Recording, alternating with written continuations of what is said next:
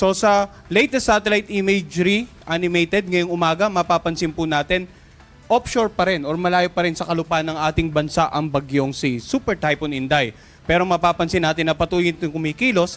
Yung mga outer cloud bands nito, bagamat manipis dito sa portion, ay nahagip na ilang bahagi ng ating bansa.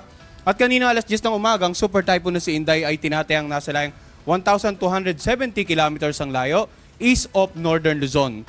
Taglay nito ang lakas ng hangin na umabot hanggang 195 kilometers per hour. Malapit sa gitna at ang pagbugso, abot hanggang 240 kilometers per hour. Kumikilos naman sa direksyong west-northwest sa bilis na 20 kilometers per hour.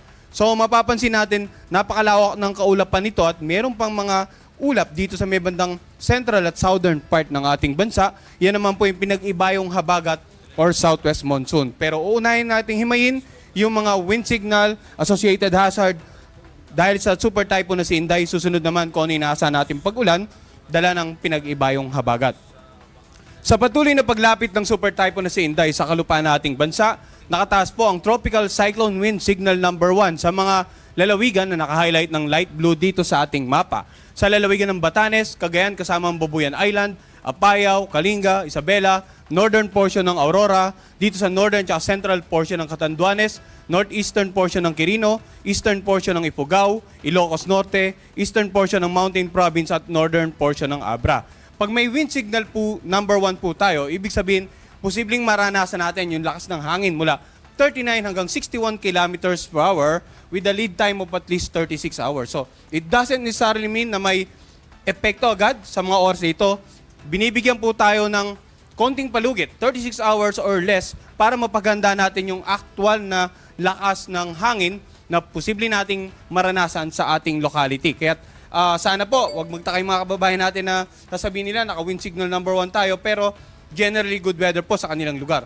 Paunang abiso po ito para sa paparating na hazard or lakas ng hangin na pwede nyong maranasan in 36 hours or less.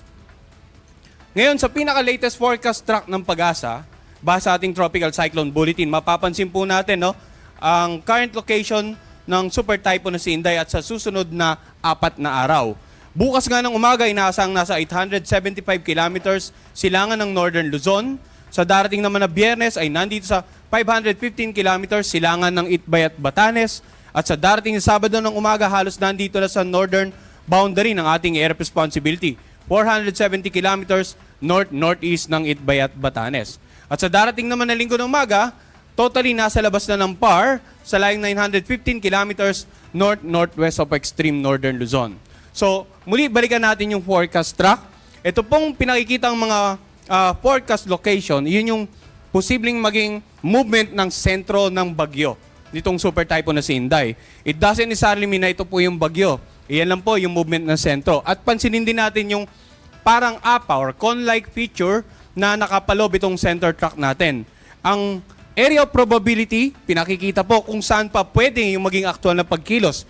Maaring ang forecast natin is 875 kilometers ng Northern Luzon over the next 24 hours.